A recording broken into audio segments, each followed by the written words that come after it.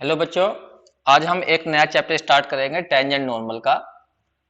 देखो बच्चों, जो हमारी पहली वीडियो हैं उनको एक सीक्वेंस में देखिए। जैसे मान लीजिए एक्सपेंशन तुम देख रहे हो, उसके अंदर प्लेलिस्ट में जाकर तो एक्सपेंशन का चैप्टर जो है उसके अंदर पहली वीडियो जो है, फिर उसके बाद दूसरी वीडियो, उस तरह से देखिए तो वो सब चीजें तुम्हें समझ में आती हुई चली जाएंगी। वो कुछ बच्चे क्या करते हैं, किसी वीडियो में क्लिक कर देते हैं, उसको देखना शुरू कर देते हैं, लेकिन उस वीडियो का लिंक जो होता है वो पहली वाली वीडियो से होता है। इसलिए पहले शुरू से करिए, नंबर 1 से, फिर नंबर 2, नंबर 3, इस तरह वीडियो देखिए तो सब कुछ तुम्हें क्लियरिटी आएगी। जो चीज़ हम यहाँ पढ़ाते हैं वही चीज़ हम उसको यूट्यूब पे डाल देते हैं। तो उसमें यहाँ पढ़ना, ऑफलाइन पढ़ना या ऑनलाइन पढ़ना तो कोई ऐसी प्रॉब्लम नहीं है, बिल्कुल सेम चीज़ है। अब हम अपने टॉपिक को आगे बढ़ा रहे हैं। कार्टिजन प्लेन, कार्तीय तल कहते हैं हिंदी में इसे जो है। तो हम सभी जानते हैं जब हम किसी पेपर पर कुछ मैथ्स में काम करते हैं तो वो एक पेपर को ही एक्स वाई प्लेन मान लेते हैं हम, या कार्टिजन प्लेन मान लेते हैं। और फिर उस पर दो लाइन ड्रॉ कर लेते हैं। दोनों लाइन एक दूसरे के परपेंडिकुलर होती हैं, जैसे मैंने ये खींची है, ये एक्स एक्सिस है और ये हमारी क्या है, वाई एक्सिस है। अगर हमें किसी भी पॉइंट की स्थिति को बताना होता है तो इन दोनों लाइनों की हेल्प ली जाती है। सपोज करिए कोई पॉइंट यहाँ पर है और इसकी मुझे स्थिति बतानी है तो मुझे दो डिस्टेंस दिखानी पड़ती हैं, ये तुम भी जानते हो। और उन डिस्टेंसों को दिखाने के लिए पहले हम इस पॉइंट से लंब डालते हैं एक्स एक्सिस के ऊपर, और फिर इसी पॉइंट से लंब डाल देते हैं वाई एक्सिस के ऊपर, यहां से वाई एक्सिस के ऊपर, और ये डिस्टेंस नोट कर लेते हैं। सपोज करिए डिस्टेंस हमारी x1 है और ये डिस्टेंस हमारी y1 है। तो इस पॉइंट की जब स्थिति दिखाई जाएगी तो हम ऐसे दिखाएंगे, पहले ये वाली डिस्टेंस और फिर उसके बाद में ये वाली डिस्टेंस। इस ऑर्डर पेयर को, ये एक पेयर बन गया किसका, दो डिस्टेंसों का। लेकिन इसके अंदर ऑर्डर का ध्यान रखना है, ऑर्डर का मतलब क्रम का ध्यान। पहले ये वाली डिस्टेंस लिखी जाएगी, फिर ये वाली डिस्टेंस। तो इसको हम कभी कोऑर्डिनेट बोल देते हैं, ऑर्डर पेयर भी कहते हैं इसको। एक तरह से ये सेट है। बस सेट क्यों नहीं कह रहे, क्योंकि इसमें क्रम का ध्यान रखना है, सेट में क्रम का ध्यान नहीं रखा जाता। तो ये इस पॉइंट की स्थिति को बताएगा। तो इस पॉइंट की स्थिति को बताने के लिए हमने एक्स एक्सिस वाई एक्सिस की हेल्प ली, और एक्स एक्सिस वाई एक्सिस कहां खींची गई थी, इस प्लेन के ऊपर। तो इस प्लेन को ही कहा गया कार्टिजन प्लेन। तो जितना भी हम काम करते हैं मैथ्स के अंदर, ज्यादातर सारा काम कार्टिजन प्लेन में ही करते हैं। तुमने देखा होगा वृत्त की समीकरण, सर्किल की समीकरण, x square plus y square equal to a square, तो वो भी तुमने एक्स वाई में लिखी। पैराबोला की इक्वेशन देख लीजिए, इलिप्स की देख लीजिए, दीर्घवृत्त की, तो वो सब तुमने सारा काम जो किया था वो कार्टिजन फॉर्म में किया था। ऐसे ही अब हम यहाँ पर टेंजेंट, नॉर्मल, वो सब देखेंगे, उनकी इक्वेशन निकालेंगे, और वो सब इक्वेशन निकालेंगे हम कार्टिजन फॉर्म में ही। एक कुछ बात और ध्यान रखना है तुम्हें। अगर कोई कहता है तुमसे कि एक लाइन की इक्वेशन लिखिए जो किसी पॉइंट से होकर जाती है, उसके कोऑर्डिनेट मान लीजिए x1 y1 है, और x एक्सिस से उसका झुकाव मान लीजिए 1 मिनट के लिए अल्फा है, ठीक है। तो ये जो x एक्सिस झुकाव है इसका अल्फा, इसको tan में लिख दीजिए, तो ये ही इसकी प्रवणता कहलाती है, स्लोप कहलाती है। इसको m से दिखाते हैं, इसे बोलते हैं स्लोप, इस रेखा की प्रवणता, या ग्रेडियंट भी कहते हैं, स्लोप ऑफ टेंजेंट। टेंजेंट का मतलब टेन के रूप में लिखना एंगल को, तो स्लोप ऑफ टेंजेंट कहलाती है। अगर तुमसे कोई कहेगा इस लाइन की इक्वेशन लिखिए, तो इक्वेशन क्या होगी इसकी, इक्वेशन ऑफ लाइन, नाम रख देता हूं मैं वैसे इसका ए बी। तो इस लाइन की इक्वेशन क्या होगी, equation of line a b is, तो तुमने फॉर्मूला पढ़ रखा होगा, y minus y one, y one का मतलब वो जिस पॉइंट से पास हो रही है, और यहां पर m लिखा जाता है, और x माइनस एक्स वन। तो इसी फॉर्मूले की हेल्प से हम टेंजेंट की इक्वेशन भी निकालेंगे अभी जो है, ठीक है। बस इधर ध्यान देना, मैं तुम्हें टेंजेंट की इक्वेशन निकाल के दिखा रहा हूं। अब हमारा टॉपिक है इक्वेशन ऑफ टेंजेंट। ध्यान रखना सारा काम हम करेंगे कार्टिजन प्लेन में ही। इक्वेशन ऑफ टेंजेंट, मैंने यहां पर x axis y axis draw करी, ये हमने ली वाई एक्सिस और ये ली हमने एक्स एक्सिस। एक हमने कर्व बना लिया अपने पास से, ये बना लिया कर्व, कोई भी कर्व बना लीजिए, उसे कोई फर्क नहीं पड़ता, बस ये एक कर्व लिया है हमने, और इस पर मैं दो पॉइंट पकड़ूंगा। एक पॉइंट पकड़ लिया मैंने यहां पर पी पॉइंट,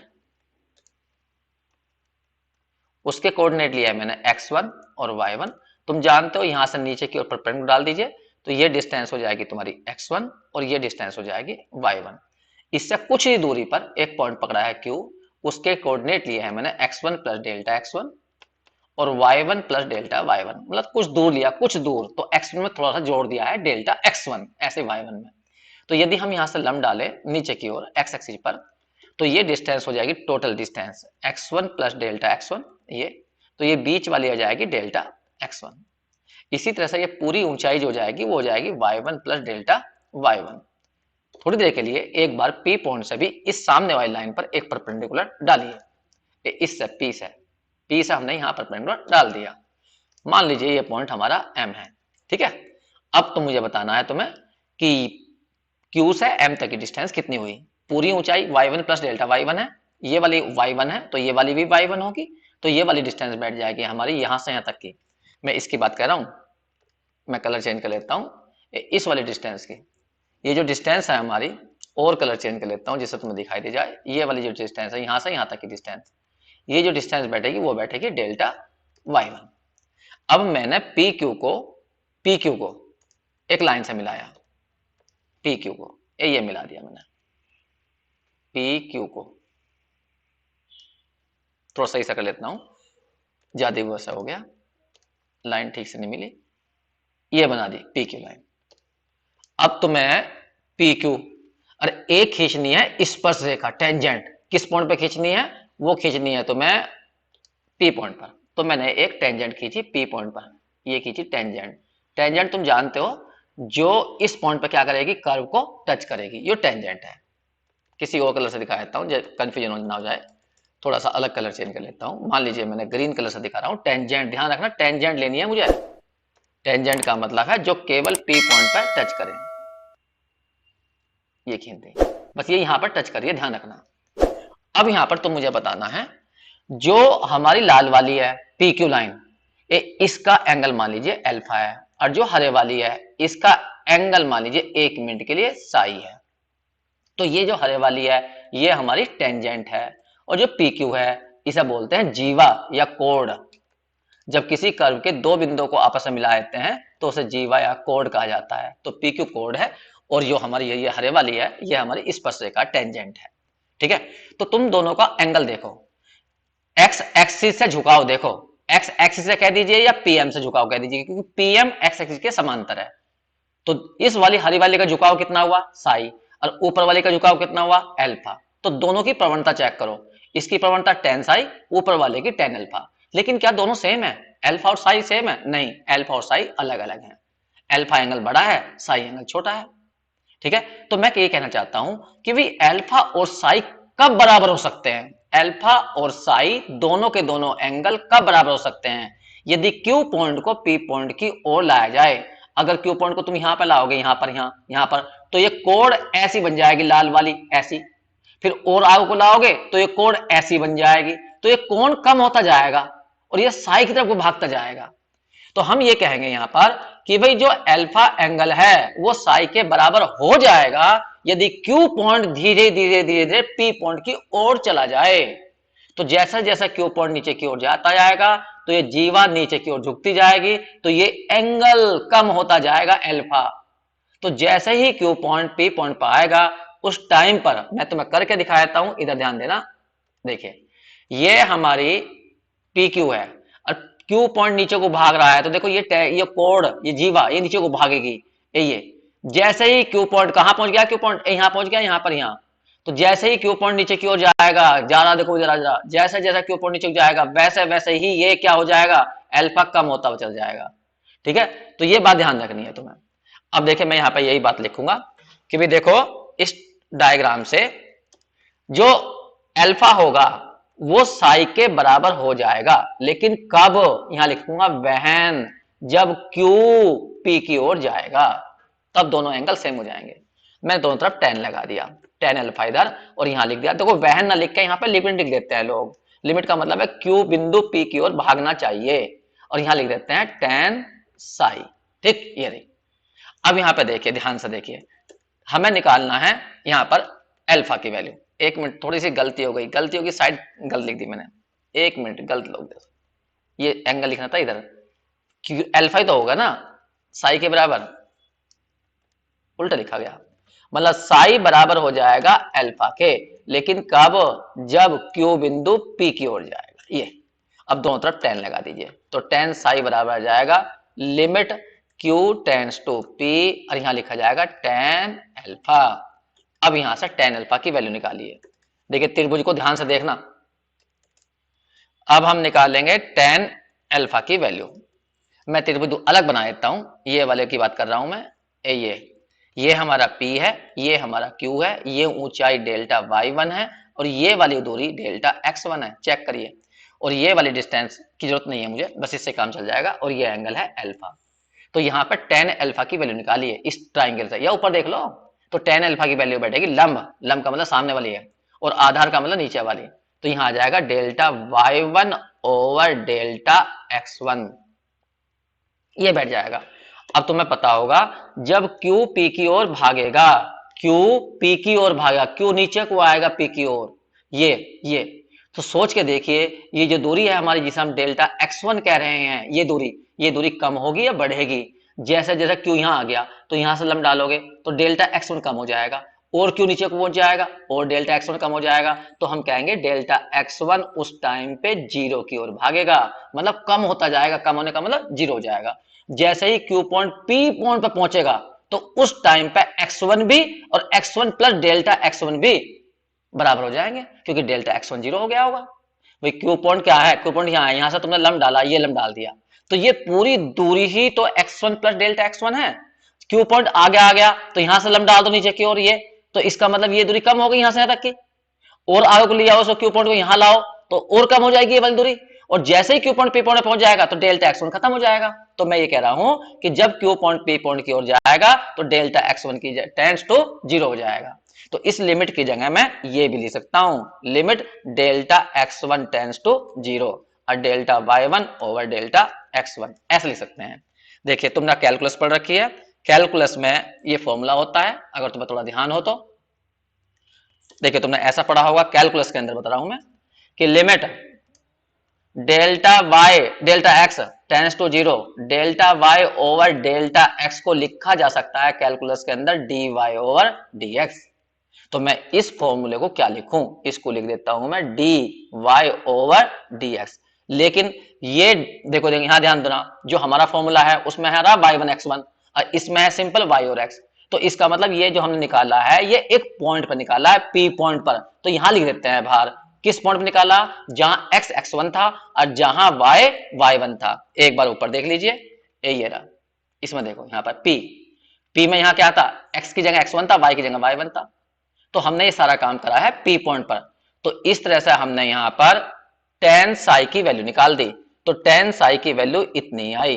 अब ये टेन साई क्या है? ऊपर देखो, टेन साई स्पर्श रेखा का झुकाव है। किससे? एक्स एक्सिस से। इसको मैं m भी कह सकता हूं। तो ध्यान रखना m की वैल्यू ये बैठ गई, जो तुमने खूब पढ़ा होगा, m बराबर होता है डी वाई डी एक्स के।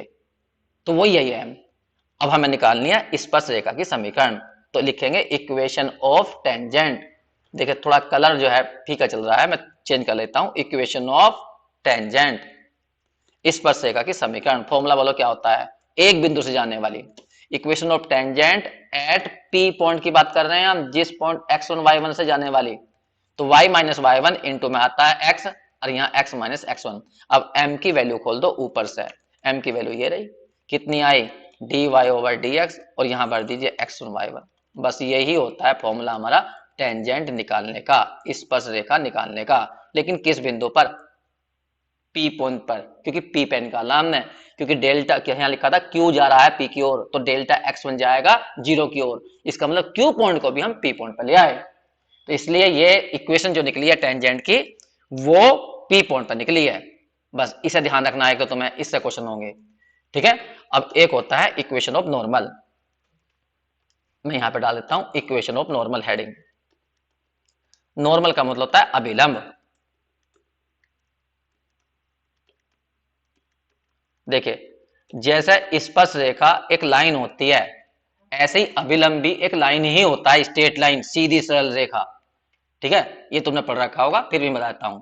मान लीजिए ये हमारा कोई कर्व है, इस पर एक पॉइंट है P, ये P, और उसके कोऑर्डिनेट है x1 और y1। हमने ये मान लीजिए एक्स एक्सिस है, 1 मिनट में दिखा देता हूं एक्स एक्सिस। सपोज करिए ये है हमारी एक्स एक्सिस और ये है हमारी वाई एक्सिस, ये रही।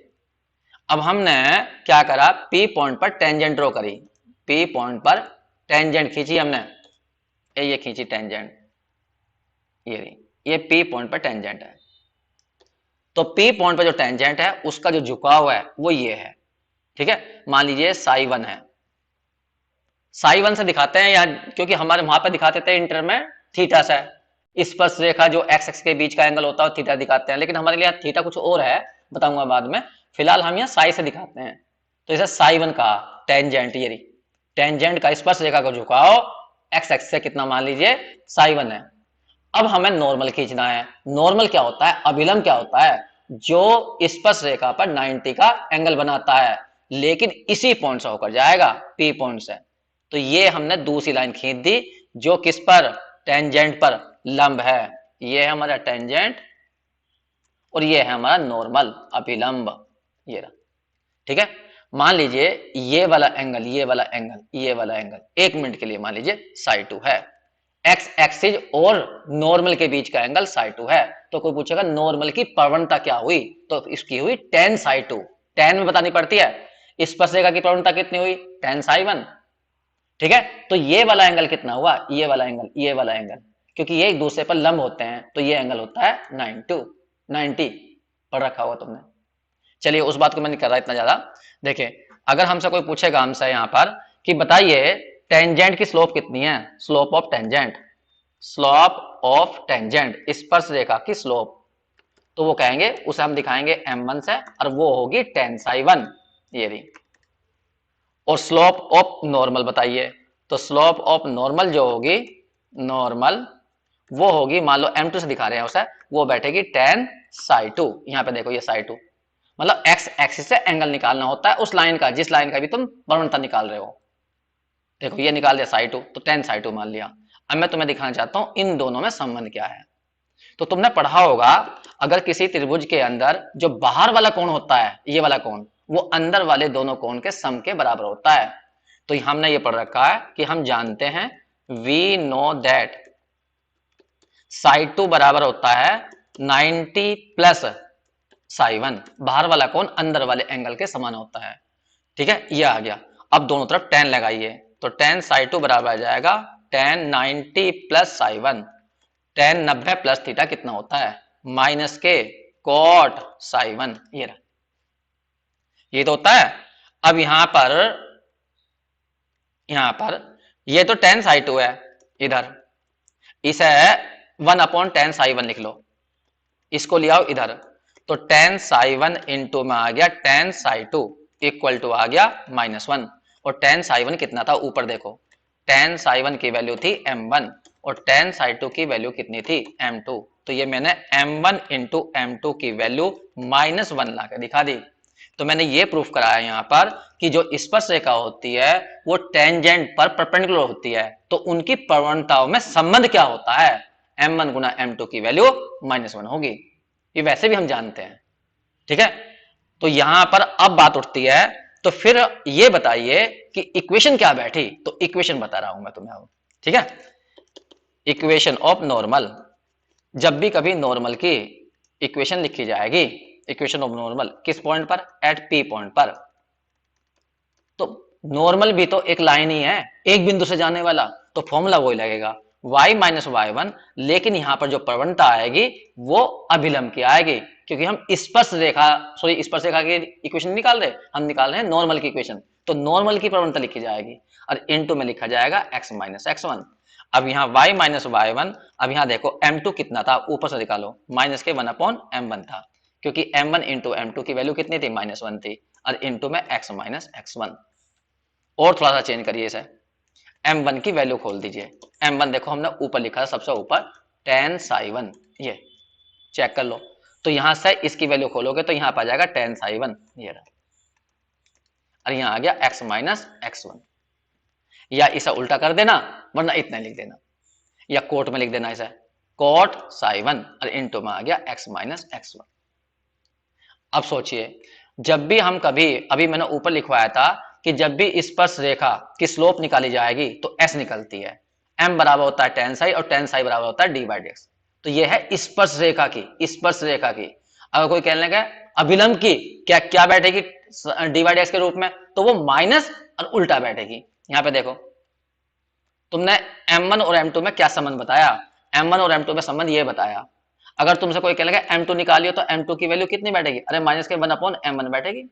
तो यदि स्पर्श रेखा की d बाई dx है तो अभिलंब की जो बैठेगी वो माइनस के 1/d बाई dx बैठेगी। समझ रहे हो मेरी बात को। तो यदि हम यहाँ पे कहें कि मान लो tan साई की 1 की वैल्यू कितनी है, dy ओवर dx है ये, तो जब यहां भरोगे तो यहां पे हो जाएगा माइनस के dx ओवर dy, उल्टा हो जाएगा। बस इतना ध्यान रखना है तुम्हें कि जो स्पर्श रेखा की समीकरण लिखी जाएगी तो यहाँ dy dx आएगा केवल, और जब नॉर्मल की क्वेश्चन लिखी जाएगी तो माइनस के dx ओवर dy लिखा जाएगा। अब जो मैंने ये तुम्हें प्रूफ बताए हैं, इन प्रूफ को इतना इंपॉर्टेंट तो नहीं है ये, हाँ जानकारी रखनी है वो अलग बात है, लेकिन फिलहाल तुम्हें दो फॉर्मूले याद रखने हमेशा, इनसे ही क्वेश्चन होने हैं। पहला, ये मैं फॉर्मूला लिख रहा हूं, इन्हें ध्यान रखना, नोट। इक्वेशन ऑफ, कभी भी स्पर्श रेखा पूछा जाए, टेंजेंट की इक्वेशन, इक्वेशन ऑफ टेंजेंट किसी भी बिंदु पर, मान लो बिंदु है हमारा x1 y1, तो एकदम डायरेक्ट ये फॉर्मूला लिख देना, y minus y1 equal to dy over dx, लेकिन dy dx की वैल्यू उसी बिंदु पर निकाली जाती है x1 y1 पर, और ब्रैकेट में x माइनस x1, ये होती है स्पर्श रेखा की समीकरण। और कोई पूछता है इक्वेशन ऑफ नॉर्मल बता दीजिए, अभिलंब की समीकरण बताइए इसी बिंदु पर, तो उसके लिए फॉर्मूला बन जाएगा इज y माइनस y1, बस यहां इसका उल्टा हो जाएगा क्योंकि ये स्पर्श रेखा की प्रवणता है, उसका हो जाएगा 1/dy ओवर dx, यहां ऐसा x माइनस x1। तो ये दो फॉर्मूले याद रखने, इनसे तुम्हारे क्वेश्चन सारे हो जाएंगे। ठीक, अब उसके बाद में आते हैं हम यहां पर दो कर्व के बीच का कोण निकालना, angle between two curve, angle between two curve. ध्यान देना, दो कर्व तुम्हें दिए जाएंगे, सपोज करिए ये हमारी एक्स एक्सिस है, ये हमारी वाई एक्सिस है, और एक कर्व ये है और एक कर्व ये है। अब ये दोनों कर्व इस पॉइंट पर काट रहे हैं, इस पॉइंट पर काट रहे हैं, और तुमसे कहा जाएगा इन दो कर्व के बीच का एंगल निकालिए। याद करिए जब तुम इंटर में या उससे पहले भी निकाला होगा तुमने, फॉर्मूला तो पता ही होगा तुम्हें। मान लीजिए 1 मिनट के लिए ये एक लाइन है, एक लाइन ये है और एक लाइन ये है, तो इनके बीच का एंगल कौन सा होता है, दो एंगल होते हैं इनके बीच में, एक ये वाला एंगल होता है और एक वाला एंगल होता है ये, तो दो तरह के एंगल होते हैं। तो लाइन के बीच में एंगल निकालना कोई बड़ी बात नहीं होती, लेकिन दिक्कत कहां होती है जब दो कर्व दिए हों। अब वो कर्व कुछ भी हो सकते हैं, अब कोई क्या है, एक कर्व ये है एक कर्व है, कर्व का मतलब वक्र, अब इनके बीच का एंगल निकालिए। अब ये खुद वक्र जो है घूमे हुए हैं, तो इनके बीच का एंगल निकालना बड़ा मुश्किल काम होता है। तो क्या बताया जाता है कि जहां पर ये काट रहे हैं वहां पर दोनों की अलग अलग स्पर्श रेखा खींच लो, ये स्पर्श रेखा है, टेंजेंट खींच लो। अब इन दोनों टेंजेंट का झुकाव निकालो, किससे, एक्स एक्सिस से कितना है। ये झुकाव निकल गया मान लो 30 है और ये झुकाव निकल गया 120 है, मान लीजिए 1 मिनट को, तो क्या इन दोनों के आधार पर तुम ये एंगल नहीं निकाल सकते। जब भी दो कर्व के बीच का एंगल पूछा जाएगा तो उन दोनों कर्व की टेंजेंट के बीच का एंगल बताना है हमेशा, क्योंकि कर्व होते हैं, जरा मान लीजिए ये कर्व है तो ये घुमा हुआ है, तो जब भी इसका और दूसरे कर्व के बीच का एंगल निकालोगे तो हमेशा क्या करना है, वहां पर टेंजेंट खींच लेनी है, और टेंजेंट के बीच का कोण निकाल दीजिए, वो ही उन दो कर्व के बीच का एंगल निकाला जाता है। तो यही बात मैं तुम्हें यहां बताने जा रहा हूं, इसे ध्यान से सुनना। अब एंगल बिटवीन टू कर्व, देखो ध्यान दीजिए, ये हमारी है एक्स एक्सिस और वाई एक्सिस। देखिए थोड़ा पॉइंट छोटा बन रहा है इसका, जो है बड़ा पॉइंट नहीं आ पा रहा, पता नहीं क्यों नहीं आ रहा। मैं खूब कोशिश कर रहा हूं कि बड़ा आ जाए, साइज भी बढ़ा दिया मैंने, लेकिन ये बहुत छोटे दिखाई दे रहे हैं मुझे।